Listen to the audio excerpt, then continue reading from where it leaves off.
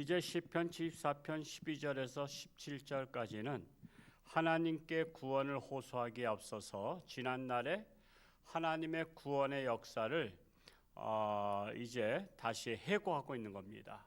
하나님께서 과거에 이렇게 저희에게 함께 하시지 않았습니까? 그러니 정말 지금 이 바벨론에 망했을 때 이제 하나님 어디 계십니까? 우리를 구원하소서, 이렇게 상기시키는 내용이에요. 12절 말씀을 다시 한번 읽어보겠습니다. 시작. 하나님은 에로부터 나의 왕이시라, 사람에게 구원을 베푸셨나이다. 에로부터 나의 왕이시라.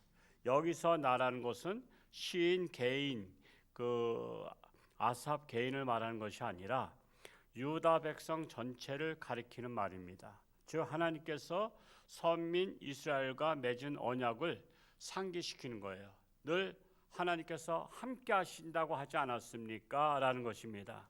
하나님은 예로부터 유대의 왕이시고 구원을 베푸신 것과 같이 오늘날에도 변함없는 왕이시니 이 바벨론의 이 멸망한 나라를 구원해 주소서라고 옛날을 상기시키면서 지금 구원을 베풀어 달라고 하는 시입니다. 13절 말씀 읽어보겠습니다. 시작. 주께서 주의 능력으로 바다를 나누시고 물 가운데 용들의 머리를 깨뜨리셨으며, 이는 출애굽 때 사건을 상기시키는 거예요. 홍해 바다를 가르신 것을 상기시키는 겁니다. 그리고 물 가운데서 용들의 머리를 깨뜨리셨다는 것은 애굽의 군대들을 물리쳐 주셨다라고 말씀하고 있는 거예요. 그래서 용들의 머리는 사탄을 상징하는 것입니다. 즉 애굽은 사탄의 무리를 상징하는데 이 사탄의 군대를 하나님께서 물리쳐 주셨다라는 것입니다.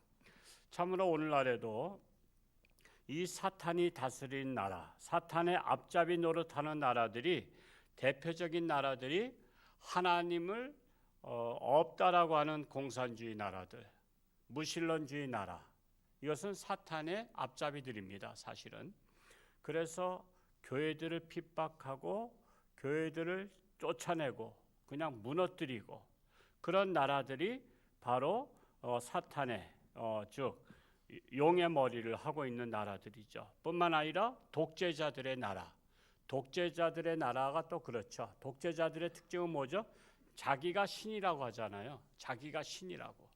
그래서 자기를 신으로 섬기게 합니다. 그래서 자기한테 절하지 아니하면 그냥 죽이겠다고 하죠. 그렇게 했던 것이 다니엘서의 사드락 메삭 아벳느고가 황제 신에게 절하지 아니한 것 때문에 그들을 풀무불에다 집어넣었잖아요. 근데 풀무불에 집어넣었지만 그들이 하나님께서 살려주셨습니다. 그러니까 자기가 신이 되려고 하는 로마의 황제들이 자기가 신이라 그랬고요. 고대로부터 항상 그랬어요. 일본의 천황도 그랬죠.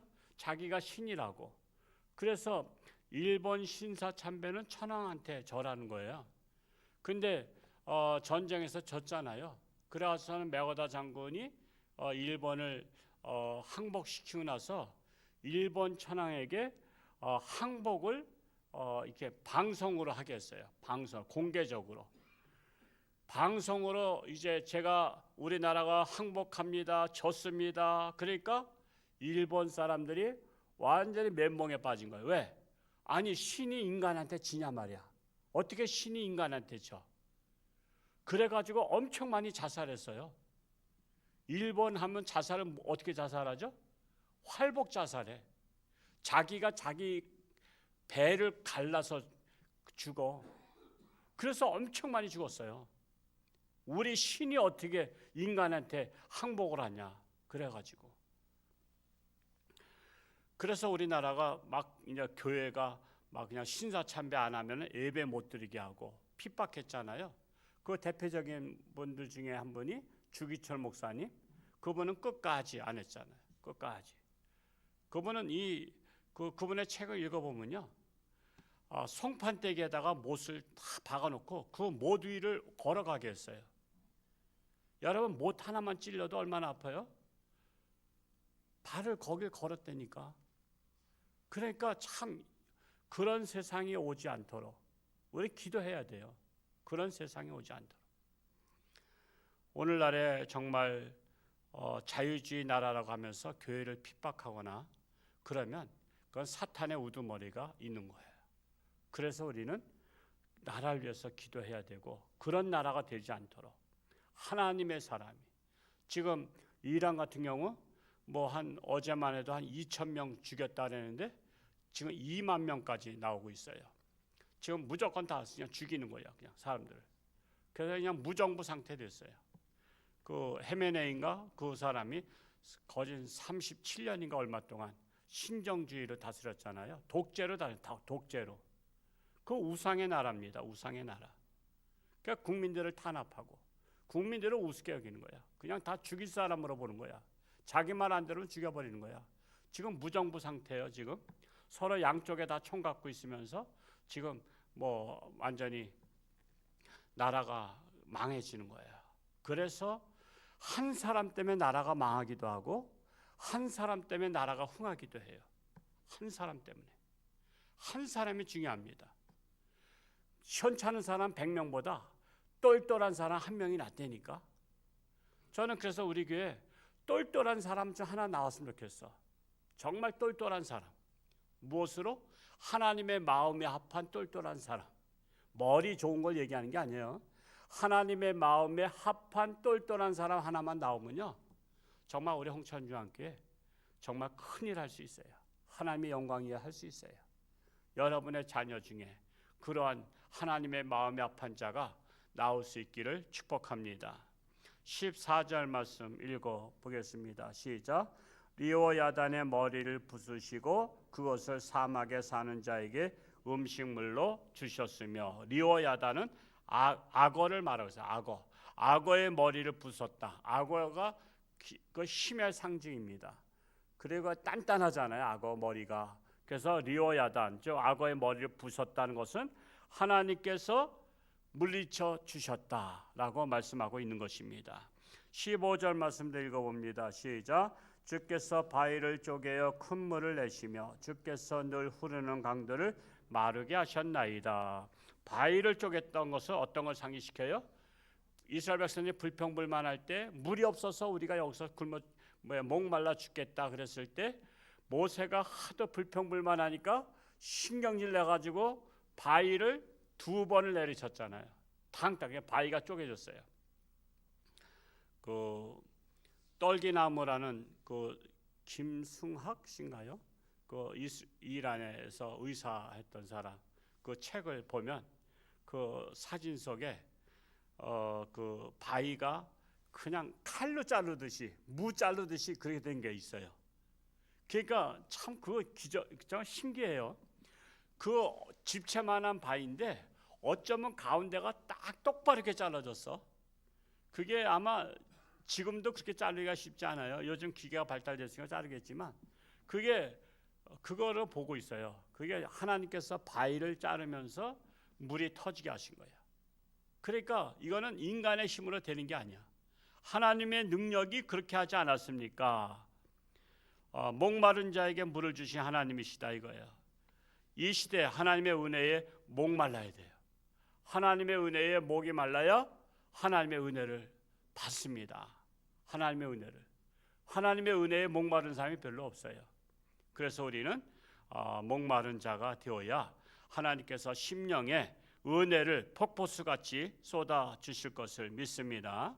16절과 17절 읽겠습니다. 시작. 낮도 주의 것이요 밤도 주의 것이라. 주께서 빛과 해를 마련하셨으며 주께서 땅의 경계를 정하시며 주께서 여름과 겨울을 만드셨나이다. 이 세상은 하나님이 창조하셨기 때문에 자연의 법칙도 하나님께서 만드신 것이다 라는 거예요. 낮도 주의 것 밤도 주의 것, 주께서 빛과 해도 만들어 놓으셨고 땅의 경계도 정하시고 여름과 겨울 하나님이 만드신 거예요.